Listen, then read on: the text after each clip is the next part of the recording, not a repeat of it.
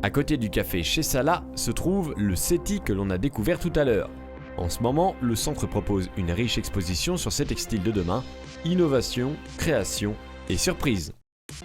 Jean-François, je suis un peu dubitatif parce que vous me parlez du textile et je vois une voiture, quel rapport avec la petite voiture électrique là et le textile?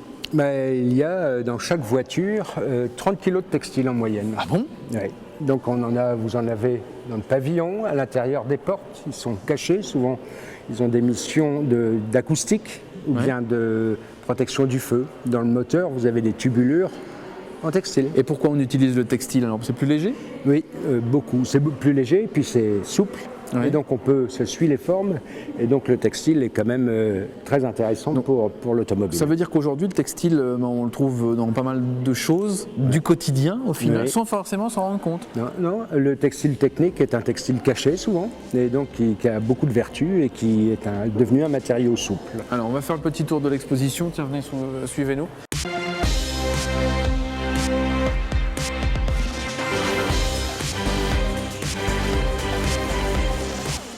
Encore et encore du textile, Jean-François.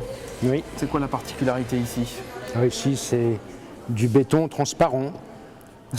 Ça, c'est transparent, ça? Si on le met à la lumière? Il y a des fibres à l'intérieur du béton qui va le rendre transparent. C'est formidable, ça. C'est vrai qu'on étudie des améliorations du béton, béton chauffant, béton transparent, béton qui puisse laisser passer l'eau, parce qu'un béton, c'est comme une éponge, ça absorbe l'eau, et en cas d'incendie, le béton explose.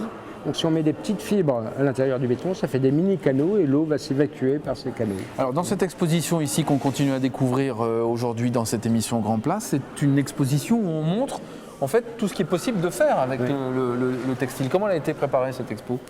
Cette expo, elle date de 2005, donc elle a évolué au fur et à mesure. Des technologies. Et puis nos industriels sont de plus en plus inventifs parce que cela est nécessaire pour que le business se fasse. Ouais. Et donc on doit être à même, Caroline David, qui est commissaire de l'île 3000 et son équipe, et puis avec l'aide de Clubtex, nous travaillons nous récoltons les nouveautés à travers le monde, à travers principalement le Nord-Pas-de-Calais, pour les mettre en avant et intéresser le grand public, les enfants.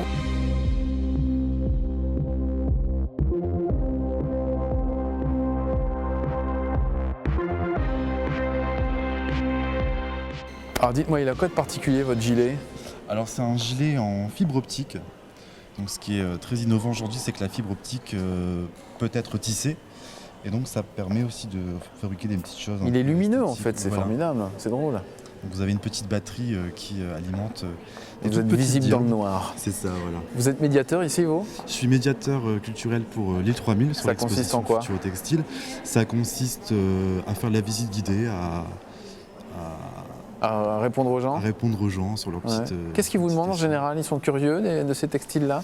Ils sont curieux de savoir si c'est déjà commercialisé, combien ça coûte aussi, ça les intéresse. Alors Martine, qu'est-ce que vous pensez de cette exposition? Moi je suis très surprise et étonnée parce que j'ai travaillé dans le textile, donc je ne pouvais pas imaginer un jour voir des fibres aussi solides, spectaculaires, faites avec d'autres choses que de la laine ou du coton. Est-ce que vous avez été surpris par ce qu'on peut faire avec le textile aujourd'hui? C'est sûr qu'il y a des choses vraiment nouvelles, mais je pense aussi que tout évolue, donc il n'est pas exclu que ce qui est innovant actuellement soit dépassé demain.